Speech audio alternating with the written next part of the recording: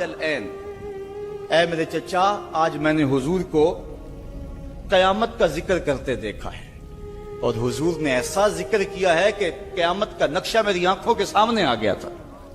یہ بات جو ہے وہ اس بچے نے اپنے چچا کو سنائی، کیونکہ چچا آج غیر حاضر تھا، اور بیٹا چاہ رہا تھا کہ میں اپنے چچا کو بھی حضور کی مجلس سے وہ سنی ہوئی بات بتا دوں، اور جو محروم ہو گیا اس کی محرومیاں دور ہو جائیں۔ لیکن اس کا چاچا جلاس بن سوید ازلی بدبخت تھا۔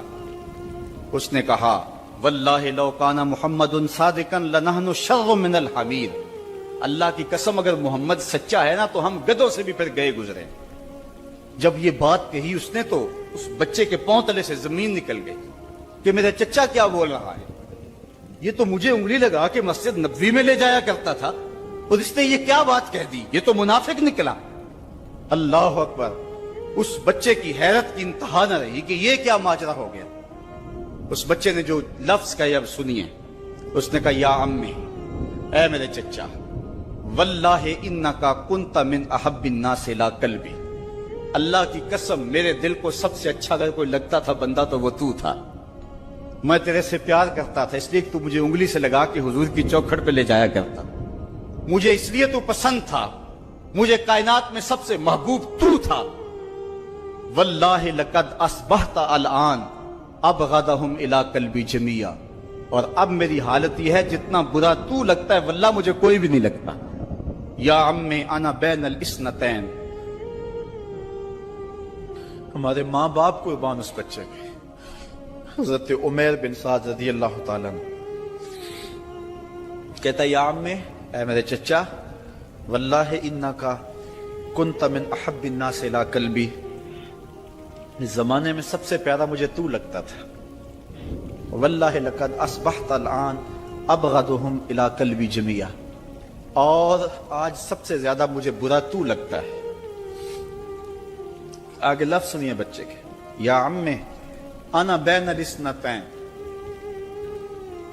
چچا جی اب میں ایسے دو راہے پہ کھڑا ہو گیا ہوں، دو راستے جاتے ہیں، ایک راستہ تو میرے لیے یہ ہے اما ان اخون اللہ و رسولہ فلا اخبر الرسول، ایک راستہ تو یہ ہے کہ میں اللہ اور اس کے رسول سے خیانت کروں اور جو تیری بات ہے وہ رسول اللہ کو نہ بتاؤں، ایک تو یہ راستہ ہے کہ میں حضور سے خیانت کروں، اللہ سے بھی خیانت کروں، اور جو تو نے کہا ہے، جو تو نے بدتمیزی کی ہے، میں وہ بات حضور کو نہ بتاؤں۔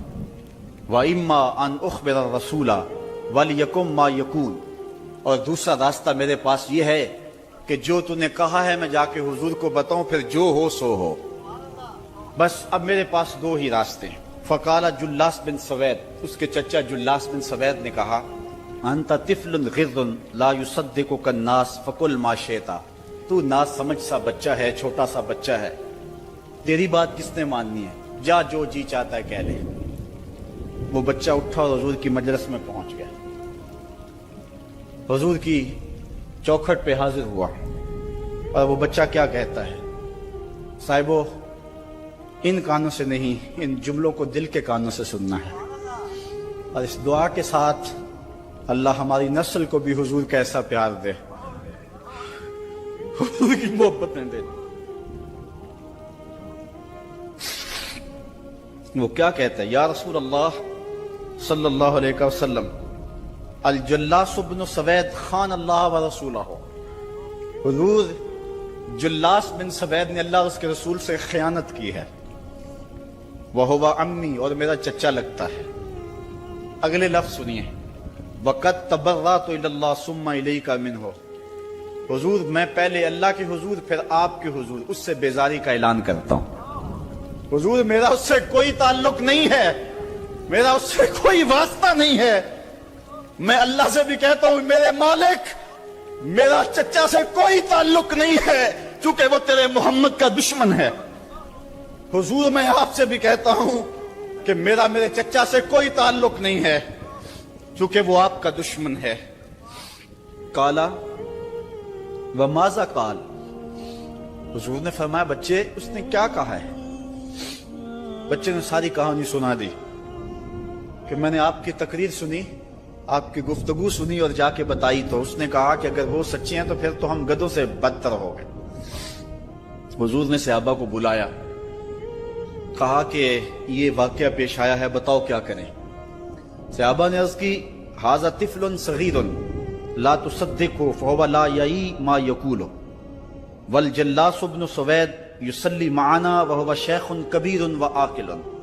हुजूर ये बच्चा छोटा है, कम अक्ल है, कम समझ है, ये तो अपनी बात भी नहीं सही तरह समझ सकता, जो कहता है तो वो भी नहीं जानता।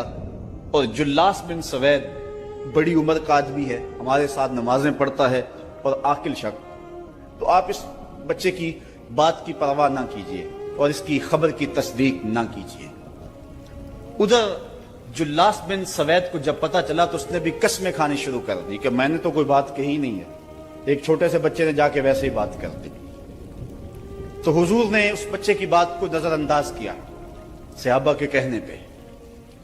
अब उस बच्चे ने जब देखा कि मेरी बात हुजूर ने कबूल नहीं की है तो उसने झोली फैला ली और आसमान की तरफ देख करके कहा, अल्लाहुम्मा इन कुन्तु सादिकन फसद्दिकनी व इन कुन्तु काज़िबन फकज़्ज़िबनी।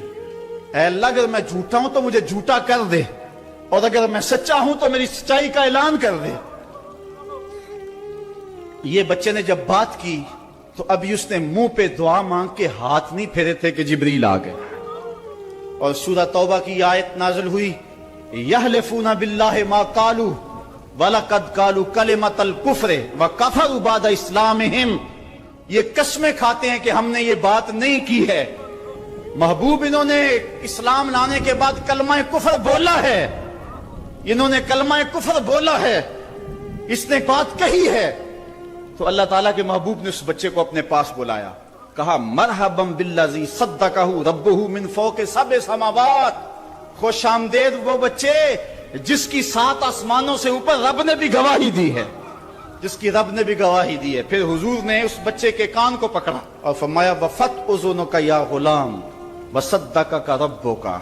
बच्चे, तेरे कान ने ठीक ही सुना था और तू वो है जिसकी गवाही और जिसकी तस्दीक मेरे रब ने फरमाई। अल्लाह अकबर। हजरत उमर रदी अल्लाह ताला अन्हु का दौर आया तो उन्होंने हजरत उमैर बिन साद अंसारी रदी अल्लाह ताला अन्हु को हमस का गवर्नर बना दिया और फिर जब वो फौत हुए तो हजरत उमर रोए, फरमाते, काश कि मेरे पास उमैर जैसा कोई दूसरा आदमी होता और मैं मुसलमानों की मुहाफ़ज़त के लिए उसे मुकर्रर करता। अल्लाह अकबर। तो हुजूर अलैहिस्सलातु वस्सलाम की मोहब्बत और हुजूर के साथ वफा का ये रिश्ता और ये ताल्लुक और ये गहरा रब्त अल्लाह ताला की मोहब्बत का बंदे को मुस्तहिक करता है। अल्लाह ने भरी बज़म के अंदर उस बच्चे को उमैर बिन साद रज़ी अल्लाह ताला अन्हु को झूठा नहीं होने दिया। तो इकबाल कहता है, की मोहम्मद से वफा तूने तो हम तेरे हैं, ये जहां चीज है क्या लौहो कलम तेरे हैं। किसी अमीर शख्स का नाम है क्या बदन के ऊपर पैबंद लगे लिबास पहनने वाले वो फाका मस्त क्या उमरा की फहरिस्त में आते थे? हमें तो वो कहानी भी इस्लाम की गुर्बत की याद आती है कि जब उहद के अंदर 70 शहीदों के लाशें पड़े हुए हैं तो हजरत सफिया हुजूर की फुफ्फी अपने भाई हमजा के लिए 2 चादरें लेकर के कफन की आती है।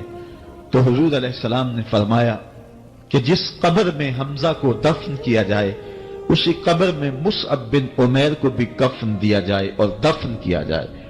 और कहा, मेरे चचा के लिए उसकी जो बहन मेरी फुफ्फो जो 2 चादरें ले आई है, कहा एक चादर हम मुसअब बिन उमैर को देंगे। ये मुसअब बिन उमैर कौन है? तारीख पढ़ो, कितनी दिल आवेज तारीख है।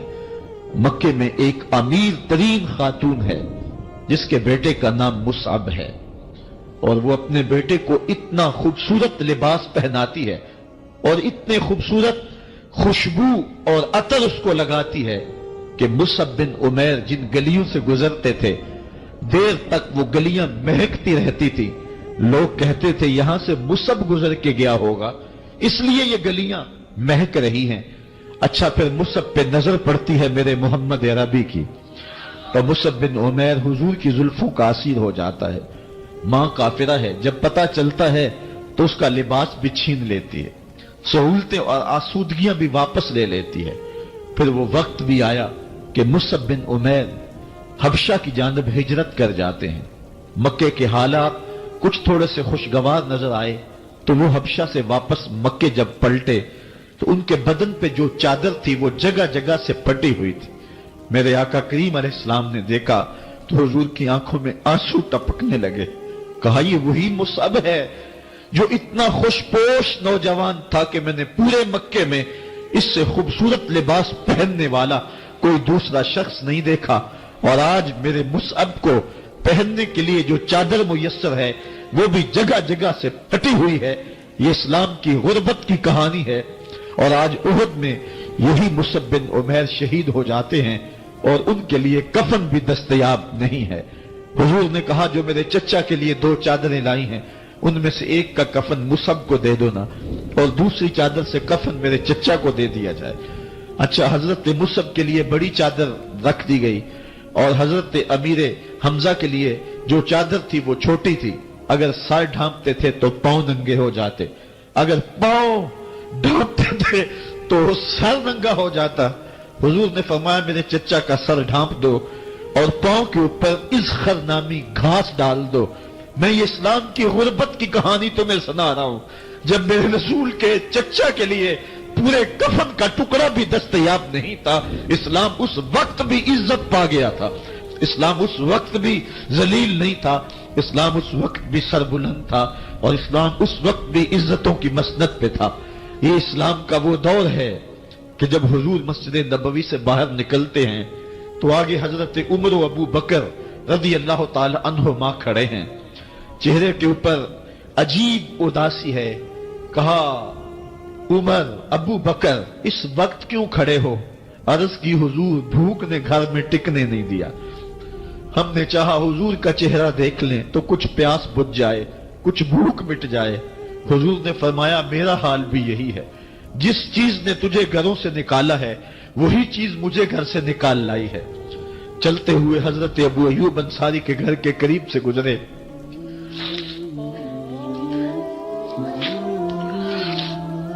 حضور کی خوشبو پا کے وہ باہر آ گئے۔ عرض کی بندہ نواز آج میرے مہمان نہیں بنتے؟ حضور نے کہا تمہاری مرضی۔ گھر لے گئے، چٹائی بچھائی، حضور کو بٹھایا، گھر والوں کو بکری کا بچہ ذبح کر کے دیا، کہا جلدی جلدی کھانا تیار کرو، میرے آقا کو بھوک لگی ہوگی۔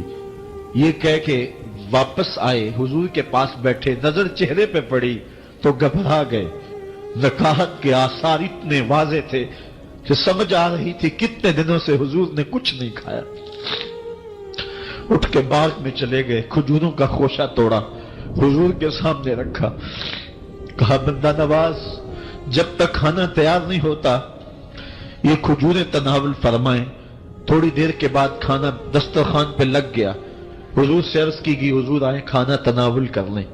حضور نے دسترخوان پر تشریف فرما ہو کر کے حضور نے کپڑا اٹھایا تو حضور نے جب دیکھا کہ کھانا ہے تو حضور نے ایک روٹی لی اور چند بوٹیاں اٹھائیں اور ایک خادم کو بلا کر کے کہا جاؤ ہمارے گھر دے آؤ، میری بیٹی فاطمہ کتنے دنوں سے بھوکی۔ کہا جاؤ ہمارے گھر دے آؤ، میری فاطمہ کتنے دنوں سے بھوکی بیٹھی ہوئی ہے۔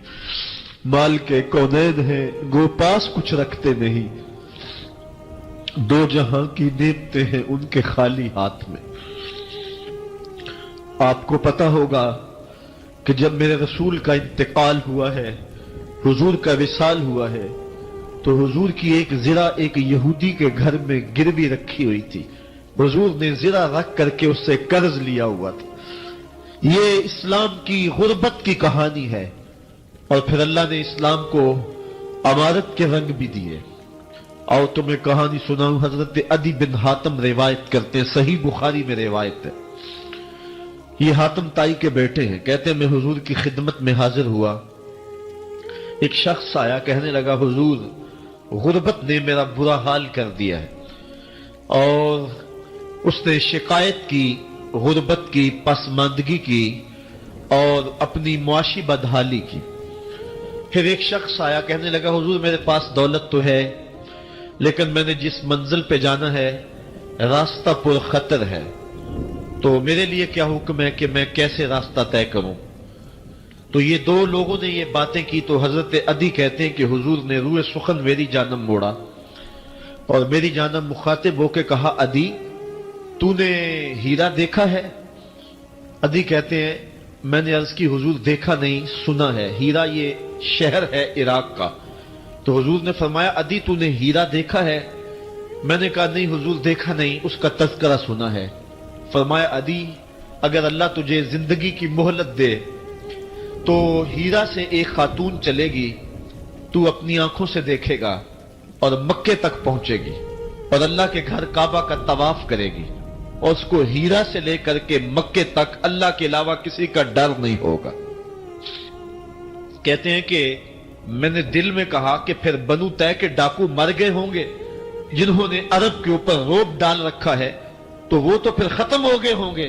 کہتے ہیں میں بھی سوچ ہی رہا تھا کہ حضور نے مزید میری حیرت میں اضافہ کرتے ہوئے کہا عدی اگر تجھے اللہ نے زندگی کی مہلت دی تو تو دیکھے گا کہ کسرا کے خزانے تیری جھولی میں ہوں گے۔ تو اس دور کی سپر طاقت تھی۔ میں نے کہا حضور کسرا بن ہرمز؟ حضور نے فرمایا ہاں کسرا بن ہرمز۔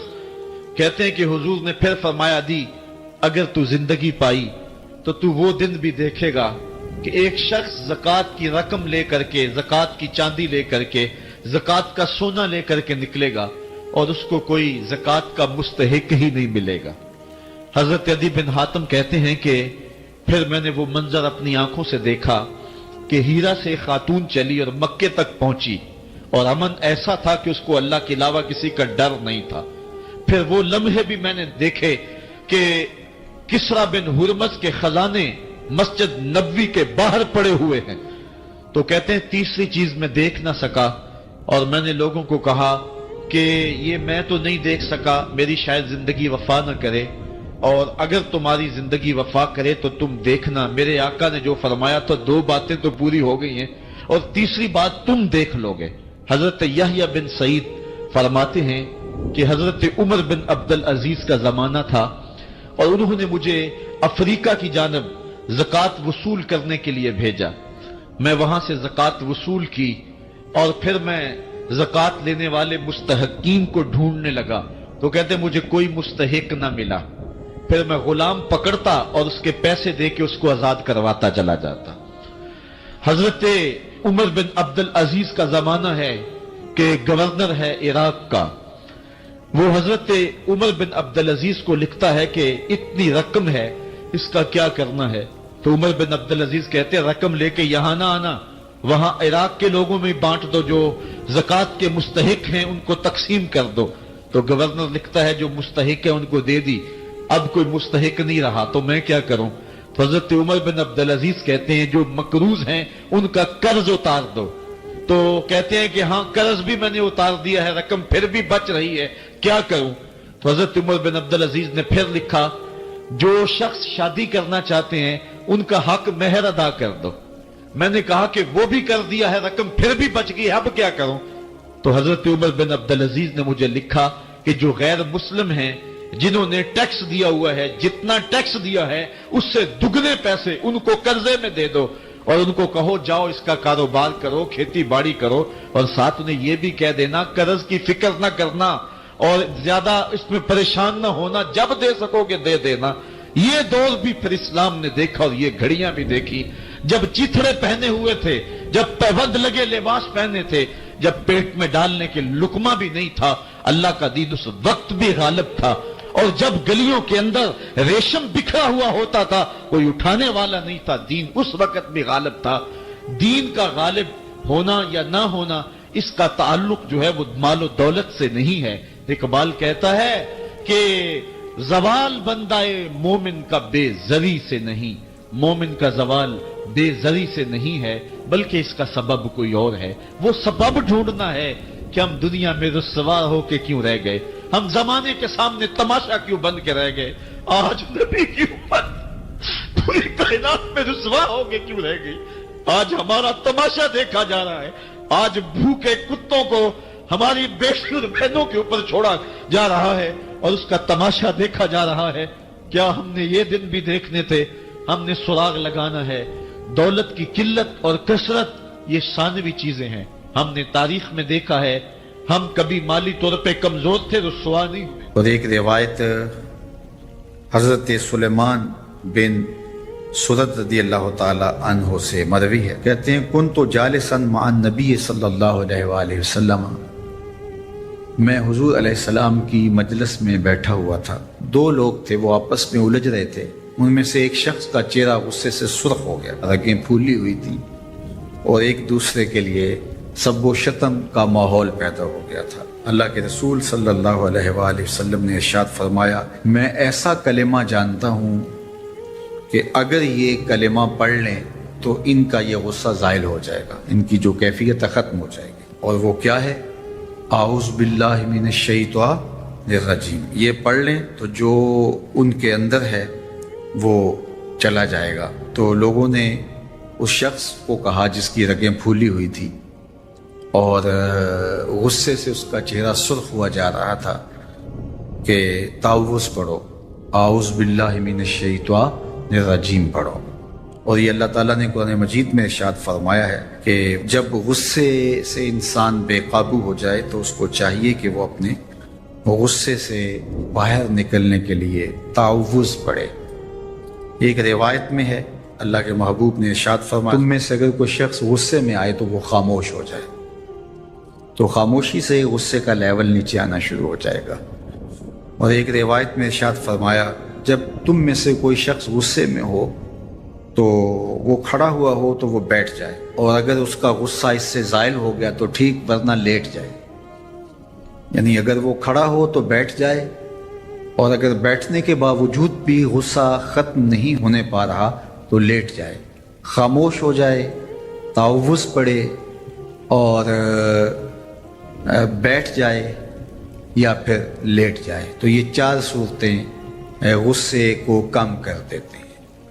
تو غصے کو نافذ کرنے کی بجائے کوشش کرنی چاہیے کہ غصہ جو ہے وہ فروغ ہو جائے، چونکہ غصے میں انسان ایسے امور کر لیتا ہے کہ بعد میں اس کو سخت پچھتاوا ہوتا ہے۔ تو ایک شخص نے حضور سے کہا کہ حضور مجھے کوئی وصیت کیجئے۔ حضور نے اسے ارشاد فرمایا کہ تو غصہ نہ کیا کر۔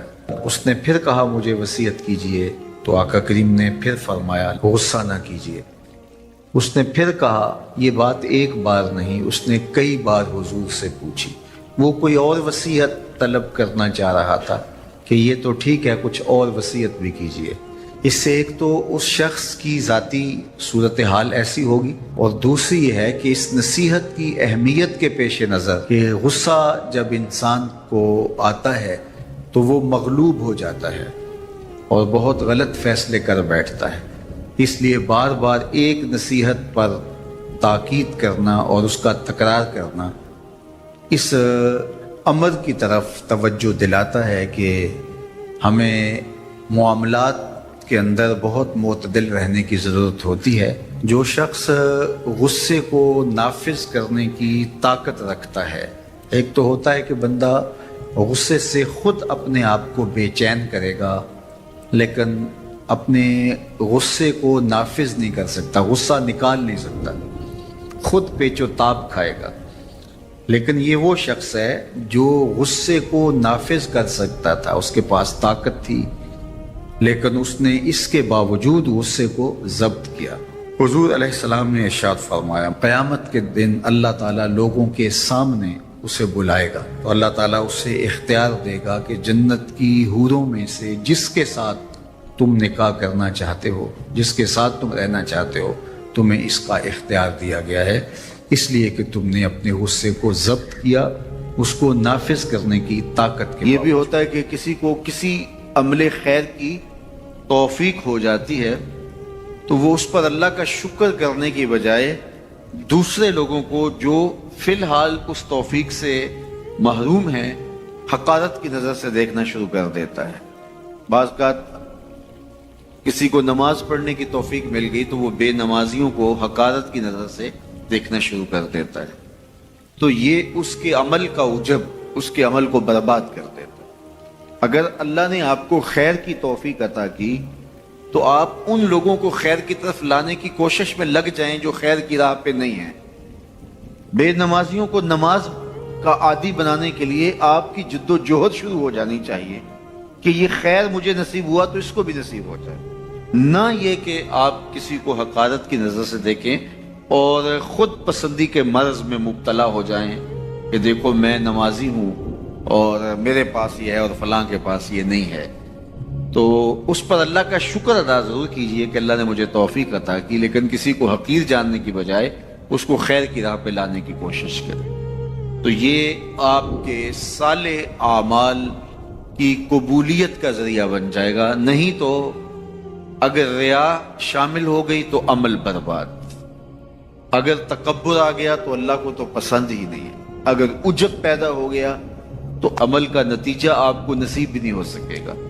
اس لیے عمل خالص ہو، صرف رضائے الہی کے لیے ہو، وہ عمل مرد نے کیا ہے یا عورت نے کیا ہے اس سے غرض نہیں ہے، شرط ہے کہ ایمان کے ساتھ اس نے صالح اعمال کا ذخیرہ جمع کیا ہے، تو اس کو اللہ تعالیٰ جل شانہ ستھری، پاکیزہ، مطمئن اور خوبصورت زندگی عطا کرتا۔ اب وہ خوبصورت زندگی حیات طیبہ کیا ہے تو سنیے، حضرت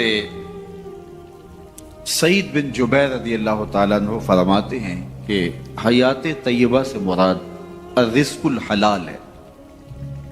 اللہ جل شانہ جس کو پاکیزہ اور ستھری زندگی عطا کرتا ہے اس کو رزق حلال عطا کرتا ہے۔ حلال رزق کا نصیب ہو جانا ایک خوبصورت زندگی کا نصیب ہو جانا ہے، کیونکہ حلال میں طمانیت رکھی گئی ہے۔ ایک شخص جتنا بھی حرام رزق اکٹھا کر لے اس کو اس کے طمانیت باطن، سرور باطن نصیب نہیں ہو سکتا، اس کے اندر اطمینان اور قرار نہیں آ سکتا، کیونکہ حرام میں یہ ہے ہی نہیں۔ تو حلال تھوڑا بھی مل جائے لیکن وہ حلال وہ باطن کی طمانیت کا سبب ہے، اندر کی روشنی کا ذریعہ ہے، اور ایک سرشار، مطمئن، خوبصورت اور خوشگوار زندگی کی ضمانت ہوتی ہے رزق حلال۔ اللہ ہم سب کو اپنی جناب سے رزق حلال ہی نصیب کرے، اور اگر ہم سچے دل سے یہ عہد کر لیتے ہیں کہ اللہ ساری زندگی تو ہمیں رزق حلال ہی دینا اور ہم